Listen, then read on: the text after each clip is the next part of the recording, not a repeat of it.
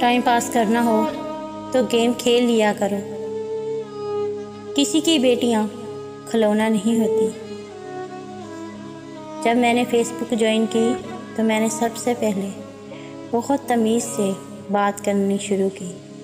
کبھی کسی کے ساتھ بدتمیزی نہیں کی، کبھی کسی کو دکھ نہیں دیا۔ لیکن فیس بک پر ایسے لوگ ملے جو مجھے وہ سبق سکھا گئے جو شاید مجھے کتابیں نہ سکھا پائیں۔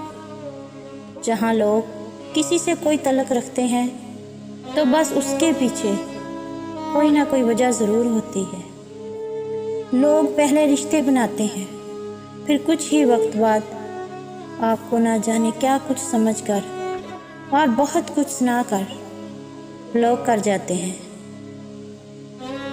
یہ نہیں کہ میں کچھ بولتی نہیں جواب میں، لیکن جواب دینے کا طریقہ مختلف ہوتا۔ میں ہر تلخی کا جواب نرمی سے دیتی، لیکن رفتہ رفتہ میرا مزاج بھی بدلنے لگا۔ اب میں وہ جواب نہیں دیتی سامنے والا جو سننا چاہتا۔ میرے لہجے میں سختی آنے لگی۔ اب میں نے کسی سے بھی بات کرنا چھوڑ دیا، کیونکہ میں ان سسپینس کی عادی لوگوں کے ساتھ کیوں بات کروں جو چند لمحوں میں آپ کو پیار سے نفرت تک کے مقام پر لا کھڑا کرتے ہیں۔ لوگوں کو نہ ہم میں، نہ ہماری شاعری میں، نہ ہمارے درد میں اور نہ ہماری خوشی میں دھیان ہوتا ہے۔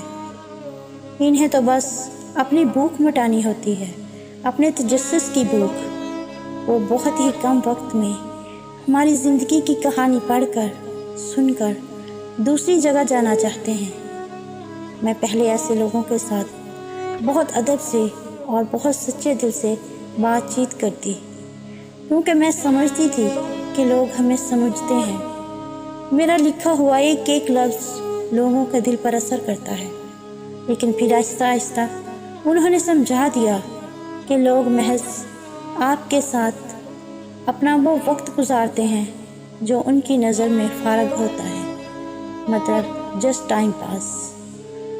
مجھے ایک شعر یاد آ رہا ہے، تو ہے اگر بے وفا تو اپنے بھی یہی طور سہی، تو ہے اگر بے وفا تو اپنے بھی یہی طور سہی، تو نہیں تو اور سہی، اور نہیں تو اور سہی۔ لوگوں نے اب ایسا رویہ اپنا لیا ہے۔ خدا را میری سب سے ریکویسٹ ہے، نبھانا نہیں ہوتا تو رشتے مت بناؤ۔ کوئی دوسرا ٹوٹ جاتا ہے تمہارے ٹائم پاس کے چکر میں۔